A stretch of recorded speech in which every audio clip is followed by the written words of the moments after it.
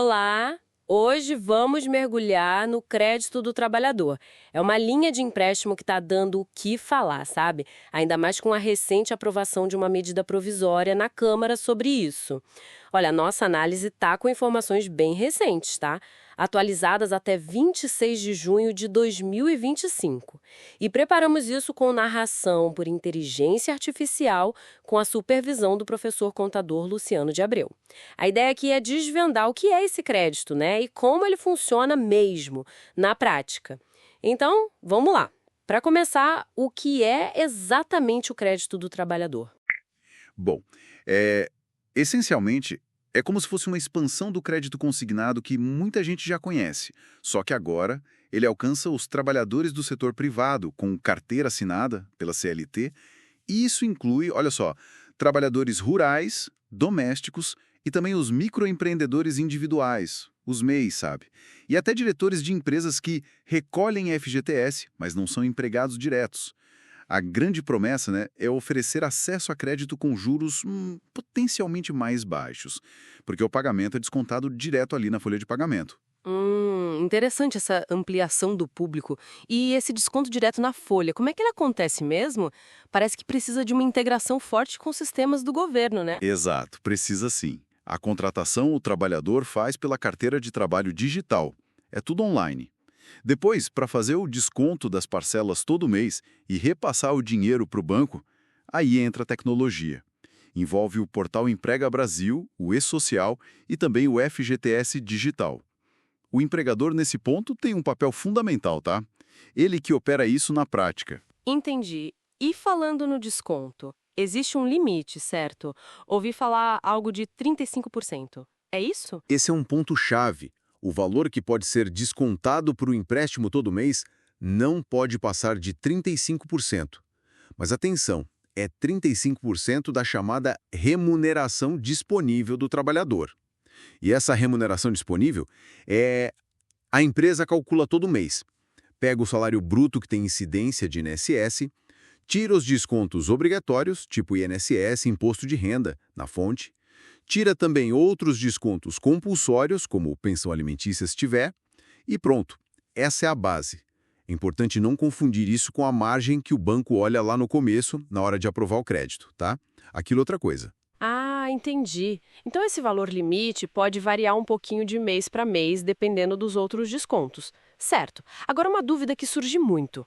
E os adiantamentos de salário? O famoso vale. Como ele entra nessa história? Afeta o cálculo? Ótima pergunta essa.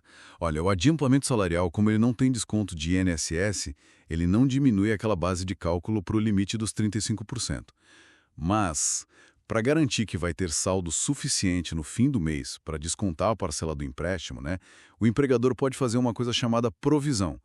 Isso acontece na hora de pagar o adiantamento. Provisão? Como assim? Me dá um exemplo rápido para a gente entender melhor. Claro, vamos lá. Imagina um salário de R$ 3.000 e a pessoa pede um adiantamento de 40%, que dá R$ 1.200. Se a parcela do empréstimo dela for, digamos, R$ 900 por mês, na hora de pagar os R$ 1.200 do adiantamento, a empresa já pode segurar uma parte proporcional desses R$ 900. No nosso exemplo, 40% de 900 dá R$ 360, certo? Então o trabalhador receberia, na verdade, R$ 840 de adiantamento, que é os 1.200 menos os R$ 360 provisionados. Aí, quando for fechar a folha no fim do mês, a empresa desconta o resto da parcela, os outros R$ 540. Isso é feito com umas rúbricas específicas lá no E-Social para ficar tudo registrado direitinho. Ajuda a não ter surpresa. Nossa, entendi. É uma forma inteligente de organizar o fluxo, né? Para garantir que a parcela seja paga sem problemas. Faz sentido. E voltando naquela medida provisória que você falou no começo, a MP 1292 de 2025, quais são as principais novidades que ela está trazendo para a mesa? Bem, essa MP, que basicamente institui o programa oficialmente, ela já foi aprovada na Câmara dos Deputados. Agora segue para o Senado. Ela traz algumas coisas bem importantes, sim. Primeiro, prevê a criação de uma plataforma centralizada, para que o trabalhador possa comparar as ofertas de empréstimo de diferentes bancos, sabe? Mais transparência. Outra coisa grande, permite usar uma parte do saldo do FGTS como garantia. Usar o FGTS como garantia, isso é... Uau! Até quanto? Até 10% do saldo que a pessoa tem lá na conta do FGTS, ou então 100% da multa rescisória em caso de demissão sem justa causa. Isso pode ajudar a conseguir taxas melhores, talvez, por dar mais segurança para o banco. Imagino. Mas também mexe com dinheiro que tem um propósito diferente, né? Para demissão, para casa própria, é um ponto delicado. Sem dúvida, é um ponto de debate. A MP também faz outra coisa, estende um sistema parecido com esse consignado para trabalhadores autônomos de transporte por aplicativo. E uma mudança mais técnica, mais relevante, transfere do Conselho Nacional de Previdência Social para o Conselho Monetário Nacional, o CMN, a responsabilidade de definir o teto dos juros do consignado. Mudança na governança dos juros, entendi. Muitas frentes aí nessa MP. E o programa em si, ele tá crescendo, o pessoal tá aderindo? Olha, os números que a gente tem indicam que sim. Até meados de junho agora de 2025, o volume de empréstimos aprovados já somava 14,6 bilhões. É um aumento bem considerável se a gente comparar com maio, que estava em 10,1 bilhões. Então parece que está pegando sim. Uau, 14,6 bilhões é bastante coisa. Então, para a gente recapitular um pouco a nossa conversa, o crédito do trabalhador é essa expansão do consignado para mais gente do setor privado, incluindo MEIs e outros. Ele usa toda a estrutura digital do governo e social, FGTS digital, para fazer o desconto na folha.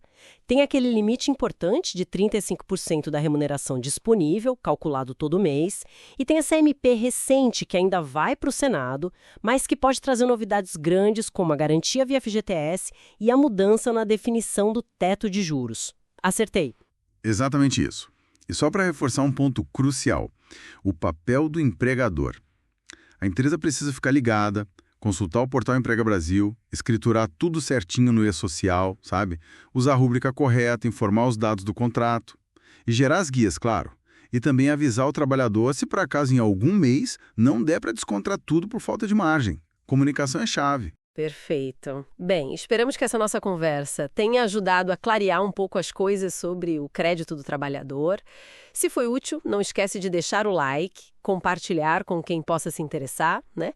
E pode comentar também, com dúvidas, sugestões de pauta, críticas construtivas, a gente lê tudo. E lembrando mais uma vez, esta análise foi feita com narração por inteligência artificial, com a supervisão atenta do professor Luciano de Abreu. Isso aí. E fica talvez uma reflexão para a gente levar. Como será que essa maior facilidade de acesso ao crédito, tão amarrada ao salário e aos sistemas do governo, como isso pode influenciar o planejamento financeiro das famílias brasileiras? E o nível de endividamento a longo prazo? É algo para a gente acompanhar e pensar sobre, né?